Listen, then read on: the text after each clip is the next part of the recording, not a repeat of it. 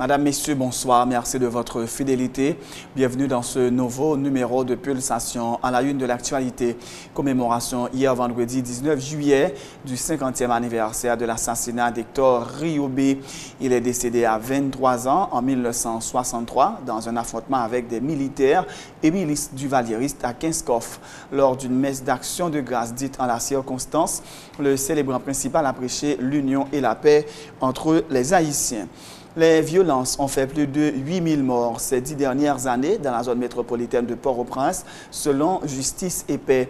L'organisation dénonce le fonctionnement jugé bancal de l'État. À l'étranger, l'acquittement de George Zimmerman, le meurtrier de Trayvon Martin, continue de secouer les États-Unis. Des manifestations ont eu lieu à travers le pays ce samedi en hommage aux jeunes noirs de 17 ans. Le président américain Barack Obama juge les manifestations compréhensibles, mais elles doivent rester non violentes, a indiqué vendredi le chef de l'État, qui une fois de plus a affirmé qu'il aurait pu être Trayvon Martin il y a 35 ans. Au terme de sa 6e tournée au Proche-Orient, le secrétaire d'État américain a finalement obtenu la reprise des pourparlers entre Israéliens et Palestiniens. Les discussions devraient commencer dès la semaine prochaine à Washington, a annoncé John Kerry. Dans l'actualité sportive, Tito Vilanova a laissé vacant le poste d'entraîneur du FC Barcelone hier vendredi. Il a publié une lettre ce samedi pour expliquer sa décision de quitter le club Blaugrana. Les traitements que je dois suivre à partir de maintenant font que de l'avis des médecins, je ne peux me consacrer à 100% à mes fonctions d'entraîneur d'une équipe de l'exigence du FC Barcelone, a indiqué Tito Vilanova. Il a fait la une de presque tous les journaux espagnols après l'annonce de sa démission suite à la rechute de son cancer. Tennis, nouvelle désillusion pour Roger Federer, éliminé en demi-finale du tournoi de Hambourg par le 114e mondial issu des qualifications. Madame, Messieurs, restez branchés pour le développement de ces titres et de bien d'autres.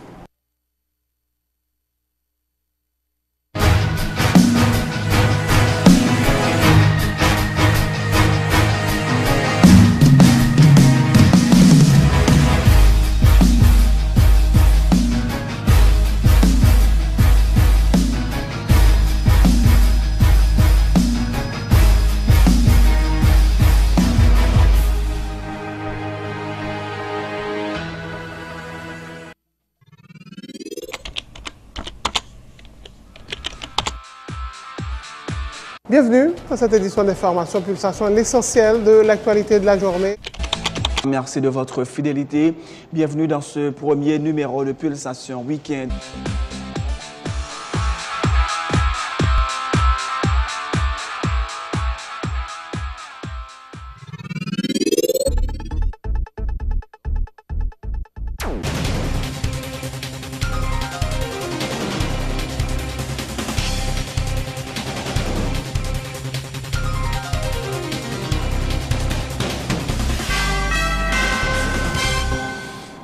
De Rechef, bienvenue dans le développement du journal. Commémoration hier vendredi 19 juillet du 50e anniversaire de l'assassinat d'Hector Riobé. Il est décédé à 23 ans en 1963 dans un affrontement avec des militaires et milices duvalieristes à Kinskov. Une cérémonie a été organisée à l'endroit où il a été abattu à Godet, au pied du morne qui porte son nom. Plusieurs victimes de la dictature des Duvaliers ayant pris part à la cérémonie ont insisté sur l'importance du devoir de mémoire, question de permettre aux jeunes d'avoir une meilleure compréhension de la dictature duvalieriste.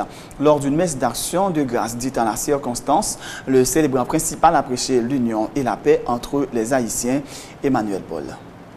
19 juillet 1963, 19 juillet 2013, 50 ans déjà depuis qu'Hector Riobé a été tué par les sbires de François Duvalier après avoir pris les armes pour venger son père qui a été exécuté le 26 avril de la même année. 3 autres camarades de lutte ont également été exécutés durant la même période. Ce vendredi, une cérémonie d'hommage a été organisée à Kinskov, la zone où Hector Riobé a été tué. Jean-Claude Turnier est le seul survivant de l'équipe de Riobé. 50 ans plus tard, il se souvient encore des actes de barbarie commis par le régime de Papa Doc. On seul bail comme cadeau par la suite, bon, yo prend moi, yo prend frère moi, yo voye nous fort dimanche, yo fusiller frère moi même m'a pas chance pas moi là me camper m'a pas là, moi là me pas connait que j'en fais là. Famille yo be qui pour y a fait t'a chercher justice parce que yo saisi tout ça yo te gagné, yo prend tout ça yo te gagné, yo volé tout ça yo te gagné. Yo prend tout, yo pas quitter rien pour yo. C'est ça qui t'est arrivé. Hector qui fait arriver dans sa terre. Parce que qui te vive de ça. Il te vive avec papa li tout le temps, il te gon paquet de terre dans Léogane, il a planté tout le jour il vient prendre papa, il tue papa et puis il volait tout ça, il te gagné même voiture que il te gagné, il volait. D'autres personnalités, dont les membres de la famille qui ont été broyés par le régime, ont également pris part à cette activité qui, à leur avis, est d'une importance capitale en ce sens qu'elle permet aux jeunes d'avoir une meilleure compréhension de la période dictatoriale des Duvalier père et fils. Tous ceux qui sont là n'ont pas vécu cette période. Justement. Ils ne peuvent pas s'imaginer ce que c'était, ce que toutes les familles pouvaient souffrir. Je crois qu'il n'y a pas une famille en Haïti, quel que soit son niveau social, qui n'a pas eu à souffrir de ce régime, excepté ceux qui étaient au pouvoir. Donc c'est important pour les jeunes qui connaissent. Yo pas gen droit quitter yo maspinen parce que Rio B te voulait faire justice. Yo te fait papa trop abus. Est-ce que vous comprenez? Il te voulait faire justice. C'est ça qui fait que le débat. Et les amis yo te soudé donc yo te prêté le main forte, yo te metté avec lui, yo t'accepté faire au risque que yo t'a mourir. Yo fait. Ralph Allen est également une victime de la dictature de François Duvalier. En 1964, il a perdu plusieurs membres de sa famille dans un massacre perpétré à Jérémie par les hommes de main de Papa Doc. Aujourd'hui, il estime qu'il était de son devoir de porter son appui aux victimes de 1963. Nous pensons que c'est un jour solennel. Un jeune de 23 ans qui décidait que il ne va pas continuer comme ça et que il prend 2-3 ans avec lui, il dit nous allons le faire. Et nous n'avons pas d'expérience pour te combattre avec un système établi, voilà. Mais bon, le fait même que nous doit parler, nous pensons que nous pas dans la même situation que 63. Maintenant, il dit que nous ne pouvons pas tourner dans la situation 60. Une messe d'action de grâce a été dite lors de la commémoration du 50e de la mort d'Hector Rio B. L'occasion pour le célébrant principal de prêcher l'union et la paix entre les Haïtiens. Nous allons implorer notre Dieu pour qu'il nous aide, nous qui sommes rassemblés ici, mais pour qu'il aide aussi notre pays, le peuple haïtien dans son entier, à lutter pour que la vie soit meilleure dans ce pays, pour que finisse à jamais dans ce pays tout ce qui n'apporte pas la vie, tous les germes de destruction, les germes de mort qui sont encore présents dans notre société. Hector Rio B s'était réfugié entre le 16 et 19 juillet 1963 dans cette grotte à Morne Godet à Kinskoff, aujourd'hui baptisée Morne Rio B. Lourdement armé dans le cadre d'un mouvement de rébellion contre la dictature instaurée par François Duvalier, il a descendu de nombreux miliciens qui tentaient de s'approcher de sa position après avoir fait des victimes dans les rangs des gendarmes. En panne de munitions, Hector Rio B s'est tiré une balle à la tête le 19 juillet 1963 à l'arrivée du bataillon tactique des casernes des Salines des Forces armées d'Haïti qui avait pris sa mère en otage. Hector Rio B est mort à l'âge de 23 ans. On fait solidarité pour nous chercher source violence là, comme ça, n'arriver des racines dans la société. C'est autour de ce terme que la commission archidiocésaine Justice et Paix du Port-au-Prince a organisé cette semaine sa 11e journée porte ouverte baptisée Journée nationale contre la violence. C'était l'occasion pour les responsables de la GILAB de faire le bilan de ces observations autour des actes de violence enregistrés dans le pays depuis février 2002. Plus de 8000 personnes ont été violemment tuées dans la zone métropolitaine de Port-au-Prince, suivant les observations de la GILAB qui mettent en cause le fonctionnement jugé bancal de l'État et la démission des citoyens. Le révérend père Attilus Desca est le directeur de la GILAB. Depuis 2002 jusqu'à aujourd'hui, la commission, chaque 11 juillet, a organisé une journée porte ouverte pour pour capable construire les mémoires mondiaux et puis aider autour réfléchir sur phénomène, réalité violence qui vient dans le pays. Et nous sommes capables de remarquer depuis 11 ans, il y a plus passé 8550 personnes qui mourent victimes en bas toute qualité de violence. Alors c'est une façon pour nous-mêmes comme citoyens et son invitation pour la société civile là, pour l'État, pour nous arrêter le système de violence qui n'est pas bon pour l'image du pays et tout pour que nous sommes capables de redresser les valeurs monde, valeurs la vie dans la société. Mais nous déraciner la violence, nous connaissons un processus qui concerne les citoyens d'abord, ensuite la société civile là, sans ne pas oublier toute responsabilité de l'État.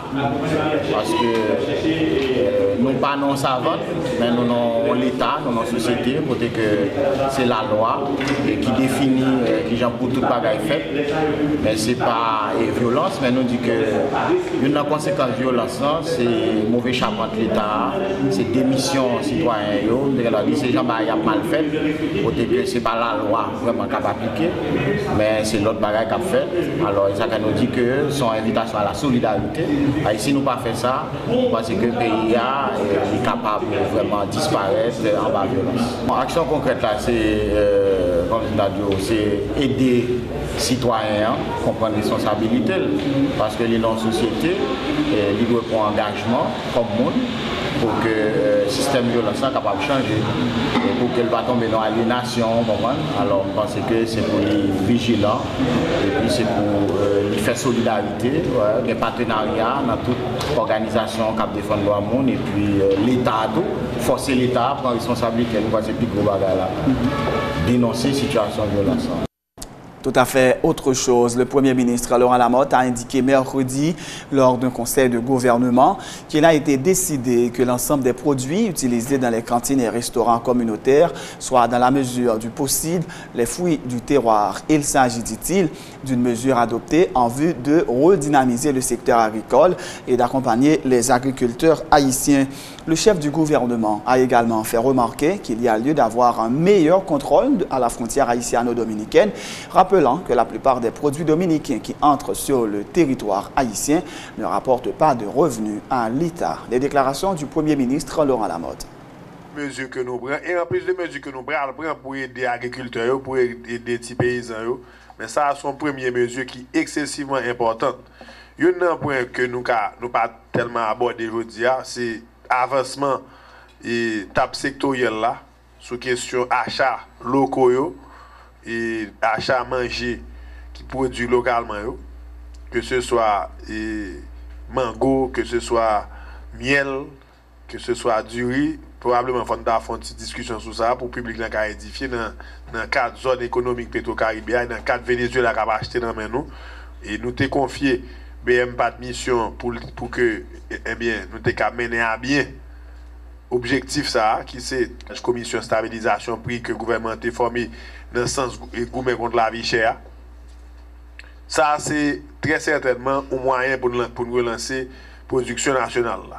Bien entendu, nous connaissons qu'il y a un facteur qui affecte nous, c'est question d'ouverture frontière 7 jours sur 7, 24 heures sur 24 pour que les produits dominicains entrent en Haïti sans que n'y ait pas payé aucune taxe. Eh bien, ça, lui-même, il a affecté la compétitivité, il a affecté les paysans, il a affecté les producteurs, il a affecté tout le monde qui a aimé créer job dans le pays, il a affecté l'habilité nous pour nous être compétitifs dans le produit à lui-même. Donc, il est essentiel que pour nous ayons des accords similaires avec des pays tels que l'accord qui est avec Venezuela pour nous payer en manger. Il faut que nous ayons un accord avec le ministère pour que toute cantine, tout restaurant communautaire, c'est du riz, la tibonite, du riz torbec. Alors, je vais faire. Voilà. Du riz qui produit en Haïti. Du riz haïtien natif natal. Voilà. Non, mais ça, c'est une décision libre. Prenez ça comme décision, comme première décision, que tout manger qu'on consommé dans le gouvernement, dans l'État, en mesure du possible, c'est produit local pour eux. Intervenant à ce conseil de gouvernement, le ministre Thomas Jacques de l'Agriculture a fait état d'un programme échelonné sur une période de 3 ans en vue de relancer le secteur agricole dans le pays. Un programme décliné sur 4 axes, dont le renforcement institutionnel et de la gouvernance du secteur et le renforcement de l'agriculture à filière commerciale, à finalité commerciale, selon l'agronome Thomas Jacques. Ce programme devrait permettre une augmentation substantielle de la production agricole et une amélioration des infrastructures rurales, a-t-il dit. Le ministère de l'Agriculture a élaboré un programme sous 3 ans pour que les relancer l'agriculture là. Et programme ça est constitué de 4 grands axes. Premier axe là, c'est renforcement institutionnel et gouvernance. Et dans ce sens ça, il y a plusieurs travaux que le ministère de l'Agriculture commence à faire déjà. Par exemple, la travail pour mettre en place un système de financement et d'assurance agricole. Nous travaillons pour que nous mettions en place un système de protection sanitaire pour les produits végétaux et animaux. Nous travaillons actuellement sur un plan de restructuration du ministère de l'Agriculture pour permettre que le ministère là vienne adapter le mieux à la nouvelle vision. Et nous travaillons tout pour que nous mettions en place une unité de promotion et d'investissement agricole, notamment à très court terme dans le mois d'août, pour permettre que nous sommes capables de faire différents programmes nous avancer. Et troisième axe qui gagne dans le programme, c'est le renforcement de l'agriculture à finalité commerciale. Et pour nous, c'est un nouveau concept que nous avons développé pour que nous venions faire une agriculture qui est capable d'utiliser toutes les techniques pour permettre que nous augmenter la production agricole là, et notamment diminuer les risques et permettre que plus de monde investisse dans le secteur agriculture là. Et dernier axe là, c'est ça les infrastructures rurales et aménagement de bassins versants. Autre point de l'actualité, le Fonds des Nations Unies pour l'enfance, UNICEF et les Sandieskio ont lancé officiellement jeudi l'atelier de restitution du premier projet de cartographie digitale des risques liés au VIH en Haïti. Le projet est réalisé avec l'appui du ministère de la Santé publique et de la Population et l'Observatoire national de la violence et de la criminalité dans les quartiers défavorisés de Cité Plus et de Village de Dieu à Port-au-Prince. Cette cartographie digitale a été réalisée par des jeunes de 13 à 24 ans vivant dans ces localités et qui ont identifié les problèmes auxquels ils font face et proposé des pistes de solutions. La présentation des résultats de cette enquête a été l'occasion de sensibiliser les autorités sur la situation des jeunes vivant dans les quartiers précaires. Jean-Marie Gaël Saint-Fleur est le coordonnateur de cette enquête. Une activité assez intéressante, comme Francis dit non déjà, qui t'a impliqué jeunes. Et les jeunes ont investi dans l'activité. C'était qui ça? Et instead, avec UNICEF, j'ai pensé créer une plateforme numérique. La plateforme numérique, ça, ils ont fait un souci pour chercher qu'on est qui ça, jeunes qui sont dans la zone de vulnérabilité, comment ils exposés, à qui type de risque que ils exposés. Étape projet, c'était qui ça? Premièrement, c'est faire formation de Timonio. Deuxièmement, c'est faire terrain. Troisièmement, c'est permettre que les résultats aller sur la plateforme. Quatrièmement, c'est étudier les résultats, faire analyse sur les résultats. Et cinquièmement, c'est faire un plaidoyer. Et c'est dans le cadre de plaidoyer que nous commençons aujourd'hui. Alors, dans l'enquête là, nous avons gagné avec nous 24 mappeurs. Nous avons le mappeur parce que c'est un mapping que nous avons fait. Son cartographie, nous avons le mappeur. Nous avons essayé de repérer tout problème que nous avons joué dans la société. Alors, en dedans, quartier ça, pas dans la société forcément, en dedans, quartier ça, que nous avons défini par des catégories spéciales. Qui catégorie? Zone à risque, problème sanitaire, infrastructure sociale, infrastructure sanitaire et zone sécurisée. Tout. Ensuite, nous venons d'ici, nous avons fait un facteur ça, il faut nous penser à Timoun. Donc, nous mettons l'autre facteur qui est les maisons ados. Donc, maison qui est Timoun à vivre là-dedans. Donc, nous avons 24 mappeurs qui ont aidé nous faire travailler et 8 facilitateurs que nous avons choisis dans la tranche 18 à 24 ans. Mappeurs ont été choisis dans la tranche 13 à 19 ans. Un exemple, une demoiselle qui besoin d'aller dans la toilette à 6 h du soir jusqu'à Village de Dieu. Il n'y a pas de toilette. La CAELI, c'est dans la latrine publique pour l'aller. que nous joignons des fois à 100 mètres de la Kaeli ou à 50 mètres de la Kaeli. On a fait 50 mètres pour aller dans les toilettes, ou même si tu as fait 20 mètres, même si tu as fait 5 mètres. Et on va passer par des corridors, par des couloirs sombres dans le Sahara. Donc, il y a plusieurs risques. Peut-être un garçon qui a un petit fils à les violer, peut-être tout le cas piqué, peut-être le cas frappé. Donc, il y a premièrement une agression physique qui a fait, ou deuxièmement une agression sexuelle qui a fait. Donc, c'est-à-dire qu'il y a des problèmes cruciaux en dedans. Une meilleure idée de la situation des jeunes dans les quartiers populaires, selon le chef de la section santé de l'UNICEF. Dans ces milieux, fait remarquer Francine Kimanouka, les jeunes filles sont particulièrement exposées au risque de violences sexuelles, mais font également face aux problèmes d'ordre sanitaire. On a détecté des zones à risque, des fortes zones à risque, surtout des zones, peut-être je peux donner quelques résultats, c'est que dans la communauté, il y a des zones sombres hein, où il y a beaucoup de risques pour les jeunes filles, des risques de violences sexuelles. Il y a aussi des problèmes sanitaires où les toilettes sont à l'extérieur, sont situées assez loin et les femmes et les jeunes filles doivent se déplacer. C'est des risques pour eux. Et ça a déjà été identifié comme risque potentiel. On a commencé dans 2 communes, c'est comme une phase pilote, mais dans les perspectives d'avenir, c'est qu'on souhaiterait que ça se fasse aussi dans d'autres communes. Et aujourd'hui, on a réuni les partenaires, les bailleurs, d'autres personnes qui pourraient être intéressées à expérimenter ça dans d'autres communes. On n'a pas encore défini les prochaines communes. On va s'asseoir avec le gouvernement parce que l'UNICEF appuie le gouvernement, le MSPP et le ministère de la Jeunesse et Sport. On va définir avec eux et selon les disponibilités financières, on va aussi définir les autres zones qu'on pourrait appuyer. Cet atelier, c'est un atelier beaucoup plus de plaidoyer qu'on fait en montrant ces résultats qui sont très intéressants, où les jeunes eux-mêmes ont identifié les risques dans leur zone et ils ont aussi proposé des solutions. Okay? Donc ça, c'est quand même une étude où on peut savoir exactement si on veut intervenir, parce que les bailleurs, souvent, ils cherchent à savoir comment intervenir et où intervenir. Et là, cette cartographie nous donne géographiquement les zones à risque et aussi ce qui peut être fait. Et aujourd'hui, on l'a fait seulement pour le VIH, mais il y a d'autres domaines aussi. Donc, on peut utiliser la même technologie pour d'autres domaines qui ne sont pas seulement le VIH.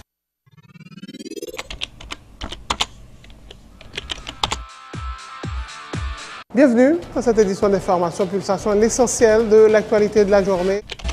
Merci de votre fidélité. Bienvenue dans ce premier numéro de Pulsation Week-end.